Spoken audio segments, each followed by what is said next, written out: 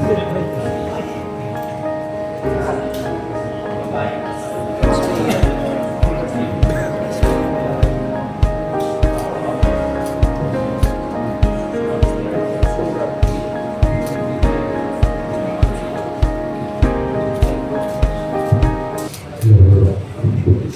good afternoon po. I'm Erwin Arshaga from Bukawi, Bulacan po. Bukawi, Bulacan. And I'm 22 years old po.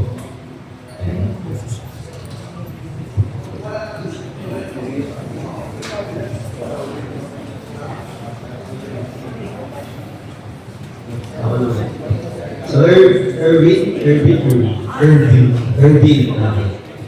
Erwin, siyempre may reason naman ba't ko sumasa sa Mr. Philippines. Sorry.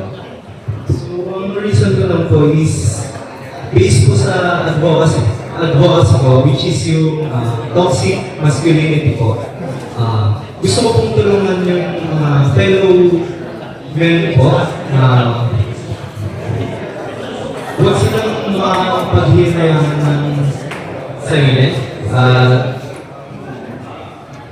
At meron taong naniniwala sa kanila. Tutulungan ko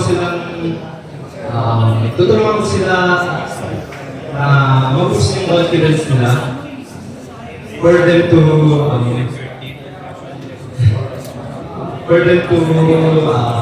boost their confidence. Erwin, what for you is the modern definition of gentleman? Siguro isa lang po para sa akin, definition ng gentleman. Yun po ay yung respeto ka po sa sarili mo at sa kapwa mo. Dahil kapag may respeto ka sa sarili mo, may affect po siya sa ibang tao. Matutulungan po sila na maging mabuting tao po.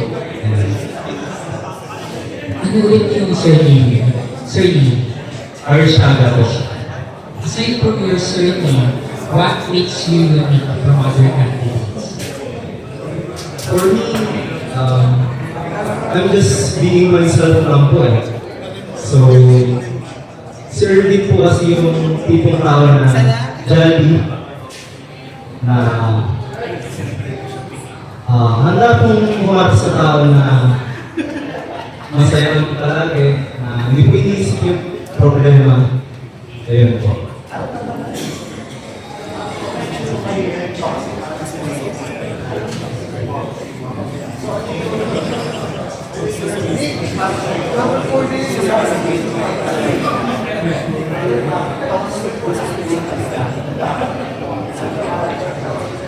So, ang toxic masculinity po is all about sa anxiety, depression. Alam naman po natin sa lipunan po natin, akala po ng tao is ang pagkat lalaki is kaya na po nilang lahat, strong sila, and pinapatunayan po dito yung may feelings din po talaga yung mga men, and kailangan din po sila ng gabay, at kailangan pong maniwala sa kanila na i-push po sila sa mga gusto po nilang gawin sa buhay. Yeah. Thank you so much po. Thank you.